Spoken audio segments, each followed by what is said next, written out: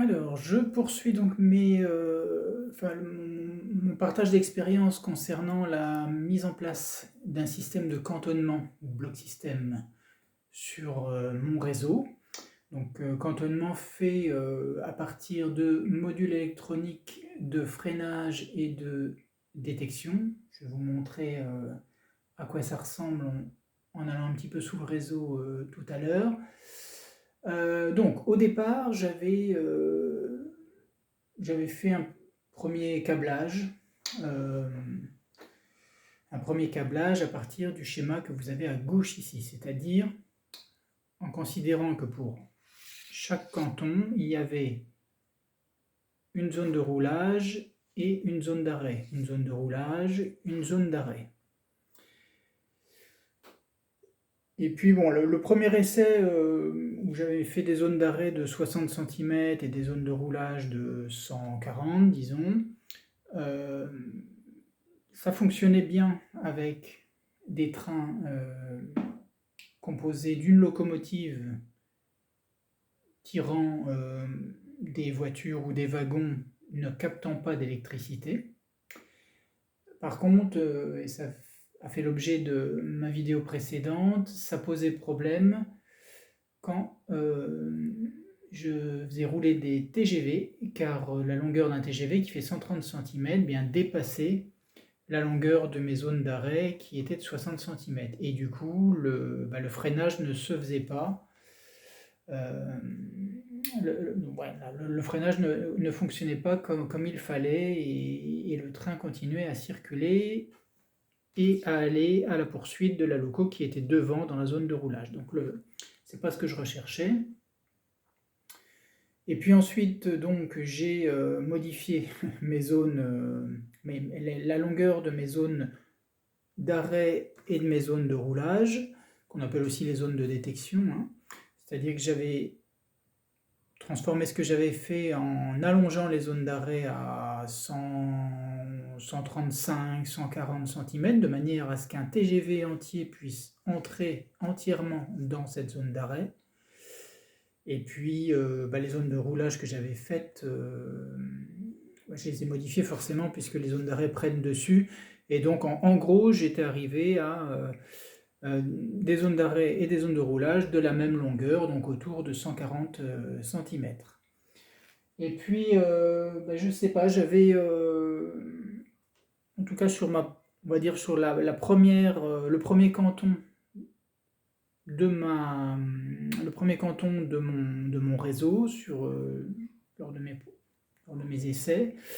En fait, j'avais un problème de fonctionnement de la détection, c'est-à-dire qu'une loco qui était dans la zone de roulage était bien détecté, c'est-à-dire que le train qui était dans la zone d'arrêt précédente s'arrêtait. Par contre, je ne sais pas pourquoi, la loco la loco qui était devant, donc qui sortait de la zone de roulage et entrait dans la zone d'arrêt suivante, eh bien le fait qu'elle sorte en fait n'était pas reconnu par le module pardon, de freinage précédent, c'est-à-dire que le train qui était en poursuite, on va dire, restait bloqué. Il ne se débloquait, il ne reprenait sa circulation que lorsque la locomotive qui était devant passait en fin de compte, arrivait dans le canton suivant. Enfin voilà, donc j'ai vérifié les branchements, ça, voilà, j'ai pas réussi à résoudre ce problème. Et puis, parce que je partage également ces informations, ces expériences sur le forum du N, puisque moi je suis à l'échelle N, qui est un forum que je recommande à tous les gens qui veulent progresser dans le modélisme ferroviaire, et notamment bien sûr à l'échelle N. Sur un des posts que j'ai mis, en fait, quelqu'un a répondu il faut tout passer en zone d'arrêt. Et je me suis souvenu qu'avec mes modules de détection, il y avait un deuxième schéma qui était proposé, qui était donc celui de droite ici, qui ne comprend en fait que des zones d'arrêt. C'est-à-dire qu'un canton égale une zone d'arrêt, en fin de compte. Alors le branchement est donc forcément légèrement modifié, mais à la limite, il est plus simple, puisque en fait on a ici un module de détection. Le fil de détection, au lieu d'être branché dans l'ancienne zone de circulation de l'ancien schéma, en fait, il va se connecter au module de freinage suivant. Et ainsi de suite. Câble de détection, module de freinage suivant, etc. etc. Enfin, je trouve que c'est plus simple à comprendre et peut-être ça limite les potentielles erreurs de câblage, hein, même si précédemment je les avais vérifiées, mais c'est vrai qu'il y a tellement de fils, et puis le fait qu'il y ait deux zones distinctes, une de détection et une de freinage, ben, ça peut entraîner peut-être plus d'erreurs. Donc finalement, j'ai en effet adopté le schéma de droite, donc le schéma qui ne comprend que des zones d'arrêt, et ça a l'air de fonctionner. Donc je vais vous faire une petite démonstration. Donc là j'ai toujours mon TGV duplex Carmillon, là, ici. J'ai mis des objets pour délimiter les fameux cantons, donc qui ne sont plus que des zones d'arrêt, mais qui deviennent des zones de circulation en quelque sorte pour le train qui est devant. Enfin, vous allez voir peut-être dans la démonstration, ça va être plus facile à illustrer. Donc une première zone, un premier canton, donc ici, qui va jusque à l'outil pour retirer les éclisses Kato juste avant le pont bleu ici. Donc là, c'est le train qui va être devant et qui va être poursuivi donc par le TGV qu'on a vu juste à l'instant. Donc entre l'outil bleu à gauche ici et la cale à poncer ici là, qui est contre le talus, on a un nouveau canton ici. Entre la cale à poncer et la lime ici avec un manche bleu, l'entrée du tunnel, on a donc un troisième canton. Et puis j'en ai d'autres derrière dans mes murs dans lesquels je me suis amusé donc quand j'ai construit le réseau à faire des trous pour faire passer tout ça.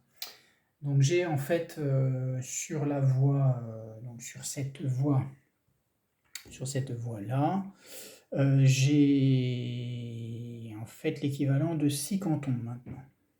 6 cantons, donc ce qui oblige, si on veut mettre le système de freinage sur chaque canton, ce qui est quand même recommandé, à avoir 6 paires de modules de freinage plus modules de détection.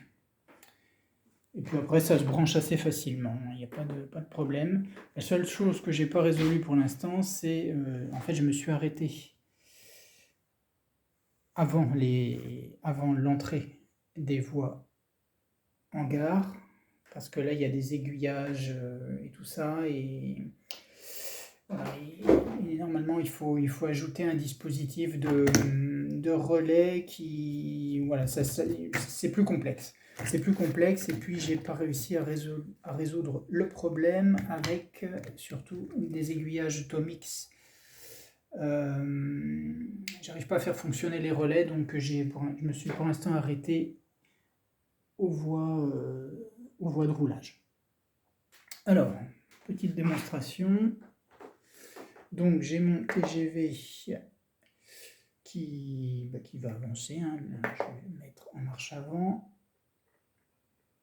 Voilà, il va entrer tranquillement dans la zone, dans le premier canton. Je vais faire démarrer également le train corail, disons.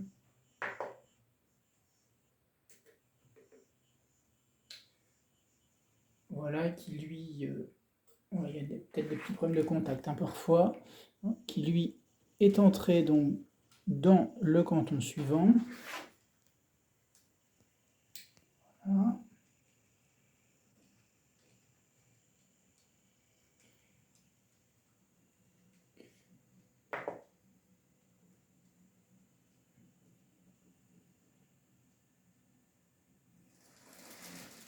Voilà, je vais avancer un petit peu là, le TGV, mais qui normalement va se mettre à freiner et à s'arrêter, puisqu'on a le train qui est toujours dans le canton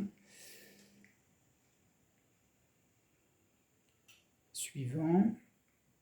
Alors là, le locomotive du train de devant vient de passer le canton. Le TGV est poli puisqu'il,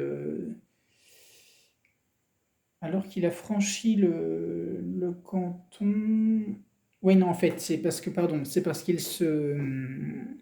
il a le signal que le canton suivant est occupé, hein, puisque là on a le début d'un nouveau canton. Le TGV est entré dans le canton, dans le deuxième canton par rapport à notre réseau. Et donc là, il attend poliment que le train là franchisse. Voilà, il vient de franchir l'éclisse isolante, c'est-à-dire qu'il vient de libérer, enfin il vient de sortir du canton qui bloquait le TGV. Donc le TGV a repris sa circulation, mais comme là de nouveau il arrive, le TGV est dans le canton immédiatement précédent, le canton occupé par le train corail, eh bien, vous voyez, il a ralenti et il va s'arrêter. Donc ça, encore une fois, hein, ce sont des réglages, hein, le ralentissement avant freinage qui se font, des réglages qui se font au niveau du décodeur présent, installé dans la locomotive. Hein. Donc là, effectivement, ça ne s'arrête pas forcément où je veux, mais je vais régler ça. Alors, donc là, je ne peux pas vous montrer puisque c'est derrière. Voilà, donc là, vous voyez, le TGV est reparti, c'est-à-dire que ma locomotive du train corail a libéré le canton. Hop, et de nouveau, vous voyez, le TGV se retrouve dans le canton qui précède immédiatement le canton occupé par le train corail, et donc là, il a de nouveau ralenti, il a freiné.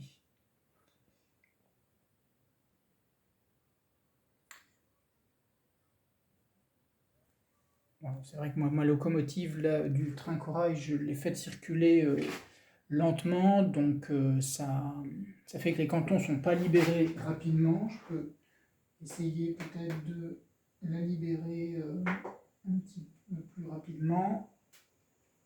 Voilà, je la fais accélérer, donc on la voit ici le train qui dépasse, qui sort du tunnel, pardon.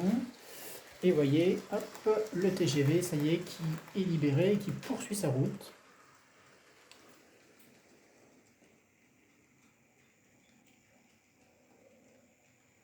Voilà, le train corail a atteint le dernier canton que j'ai installé.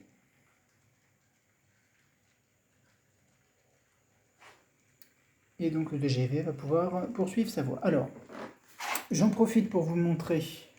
Donc ça a l'air de fonctionner correctement, donc il va y avoir des réglages à faire, hein, encore une fois au niveau des décodeurs. Je vais arrêter mon train corail, voilà, juste pour pouvoir vous montrer.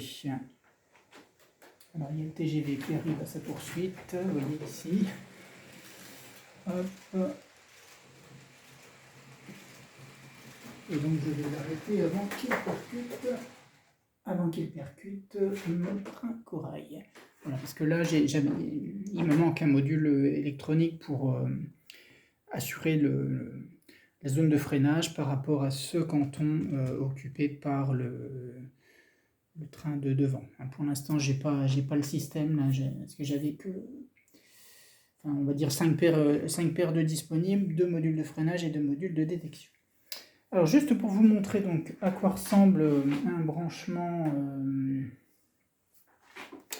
un branchement, enfin les modules de détection et de freinage, donc sous le réseau.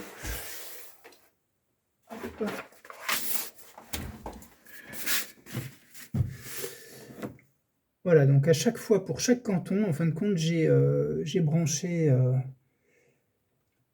donc ces deux modules qui sont pas très onéreux, hein, qu'on trouve facilement sur eBay par exemple.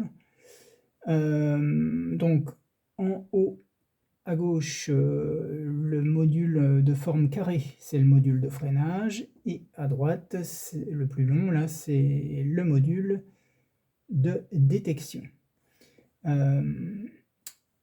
Donc là, il faut juste savoir que là, je suis sur le premier module installé, donc il y a une petite variante sur le premier canton, pardon, par rapport au branchement de modules électroniques, c'est-à-dire que en fait, je me suis, on va dire, inspiré du schéma qui est là, en fait, qui prévoit... alors, quand on est sur sur l'ancien système que j'avais utilisé, c'est-à-dire avec deux zones, une zone d'arrêt, une zone de détection à chaque fois, là, il y a une petite variante pour le premier... dans la mesure où moi, ma boucle, elle n'est pas complètement équipée de canton, puisque j'ai des boucles de retournement, j'ai la zone de la gare, hein, que je vous ai montré tout à l'heure. Donc du coup, je pars ici, comme sur ce schéma-là, c'est-à-dire que là, on va relier la borne 1 du module de freinage, on va la relier finalement à l'alimentation de la voie correspondant à la, comment dirais-je, à la polarité qui est juste avant l'éclisse isolante qui délimite la zone d'arrêt, où là maintenant pour mon nouveau câblage, l'éclisse isolante qui délimite le premier canton, puisque maintenant il n'y a plus de distinction zone d'arrêt, zone de détection. Et donc, par exemple, si votre câblage est bleu d'alimentation, hein, est bleu pour le rail, on va dire intérieur, voilà, par rapport à la vidéo, là, celui qui est le plus proche de nous, comme sur le schéma, si c'est bleu, c'est-à-dire que là, il faudra relier la borne 1 du module de freinage à l'alimentation au câble bleu, donc qui sort de votre centrale. Voilà, c'est la petite variante puisque, encore une fois, sur le schéma pour les modules suivants,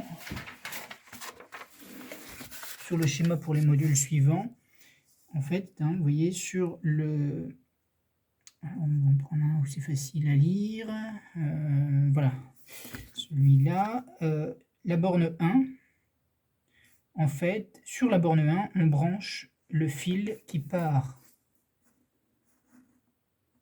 de la borne détection, détecte, du module de détection précédent.